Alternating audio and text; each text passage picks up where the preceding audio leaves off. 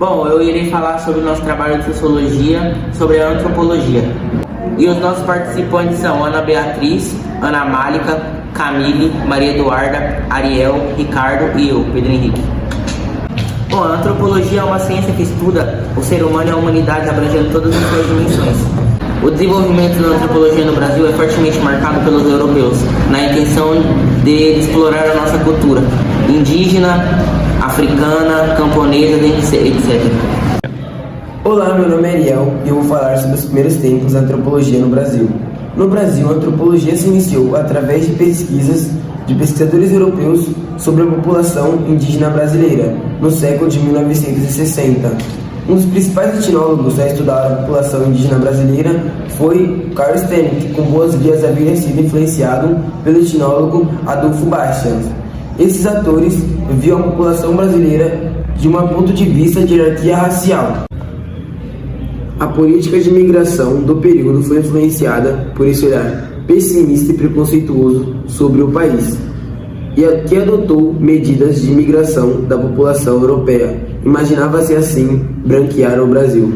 A ideia do branqueamento racial pode ser definida como um processo social de valorização da raça branca, que pode se relacionar com darwinismo social e determinismo biológico. Esses foram os primeiros tempos da antropologia brasileira. Bom, o meu nome é Ricardo e eu vou falar sobre a miscigenação racial no Brasil. De forma distinta, pelo negro, branco e índio, anteve a possibilidade de que a identidade sociocultural do brasileiro fosse a condição suprema para a nossa formação, principalmente no conjunto de valores culturais, tão importantes que marcaram a nossa condição histórica, inclusive a homogeneidade linguística e cultural. Mas o homem só foi começar a se desenvolver culturalmente através dessas necessidades básicas, como matar a fome ou o abrigo. Para os fins didáticos, podemos afirmar que a cultura nasceu com o Homo sapiens. Em 1960, destacou o antropólogo Roberto Cardoso de Oliveira. Ele nasceu em 1928 e morreu em 2006.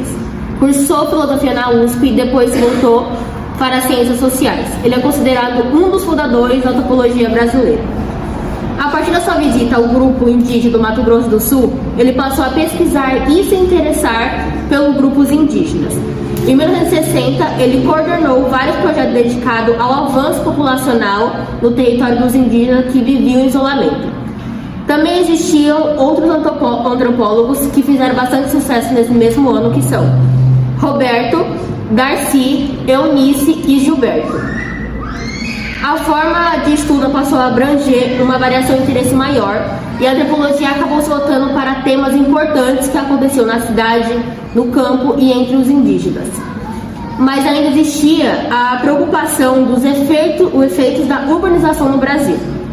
A modernização no Brasil mudou a situação dos povos que trabalhavam no campo e eles passaram a migrar para as cidades em busca de condições melhores. Acabou que ficou uma superpopulação e as pessoas acabaram vivendo em periferias e ficaram desempregadas. Isso afetou os indígenas também. A antropologia gerou novas perspectivas sobre os indígenas para entendermos seu mundo e sua forma de pensar. Antes de falar da antropologia, vamos falar de um tema muito importante para a história da antropologia, que é as relações sociais. O assunto sobre os negros ficou conhecido no século XIX, com o processo de abolição da escravatura que teve início em 1850. E com a proibição do tráfico negreiro avançou com a Lei do Ventre Livre em 1881. Logo depois veio a Lei dos Sexagenários em 1885 e finalmente a abolição da escravatura em 1888. Depois disso, a população negra passou a ser vista como um problema para as elites brancas, ao ponto de os brancos se perguntarem o que fazer com os negros livres. Essa pergunta foi respondida pelo darwinismo social, que viu os negros como um problema para o desenvolvimento. É uma teoria completamente racista, que acreditava que com o tempo, se os negros fossem proibidos de entrar ao Brasil, a civilização brasileira toda se embranqueceria.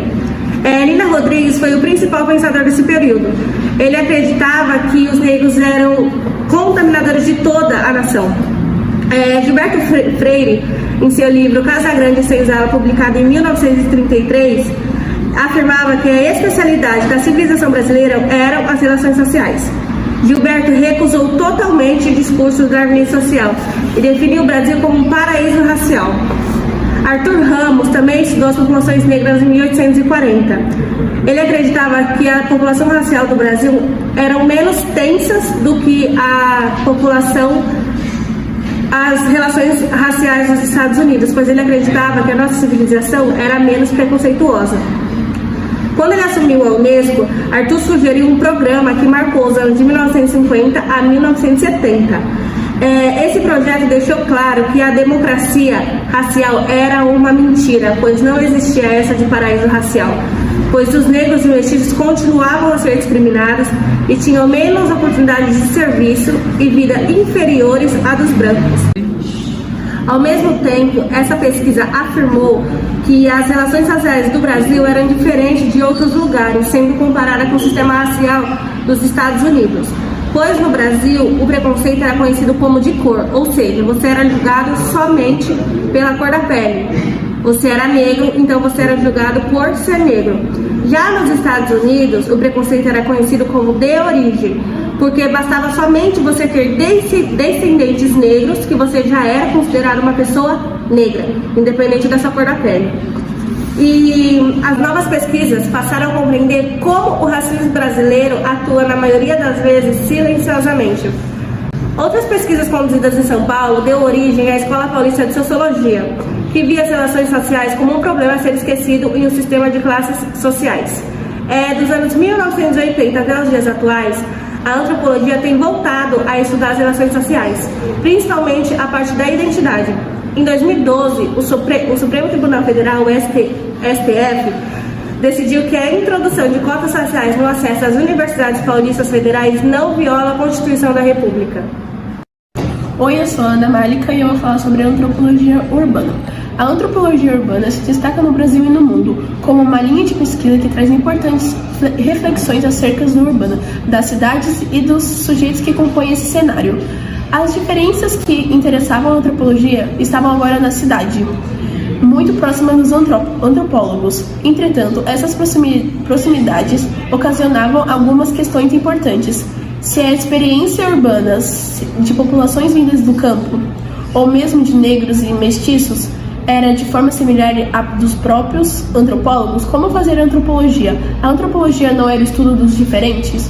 O mesmo movimento possibilitou ainda que a proximidade fosse vista como objeto de análise, em outras dimensões além das diferenças de renda.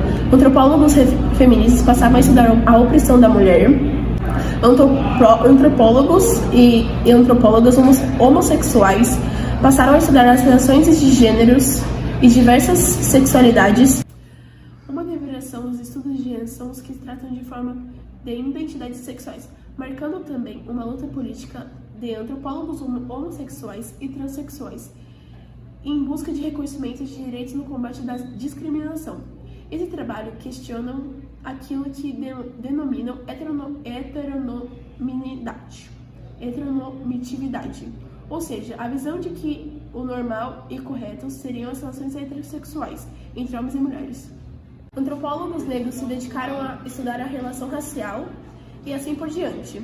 Mas, mais recentemente, a antropologia urbana tem se dedicado a uma variedade enorme de temas, entre os quais se destacam a violência nas periferias, que também é resultado da urbanização desordenada e do crime organizado, o tráfico de drogas, o lazer das classes populares e as diferentes tribos urbanas, como punks, vegetarianos, skinheads. Os estudos sobre doenças e saúde, sexualidades e gêneros, entre outros. As discussões sobre sexualidades e relações de gêneros ganharam dimensões políticas importantes num contexto marcado pela discriminação e pela violência contra mulheres e contra a população LGBT. Para fechar o nosso seminário, eu gostaria de estar falando um pouco sobre a antropologia brasileira, que foi o principal tópico tratado pelo nosso seminário. A antropologia brasileira estuda os povos em gerais, como os indígenas, os rurais e etc. Ela trouxe os principais tópicos que estão sendo tratados hoje pela sociedade, como o feminismo, o racismo, as lutas dos indígenas e o êxodo rural trouxedo pela pela modernização.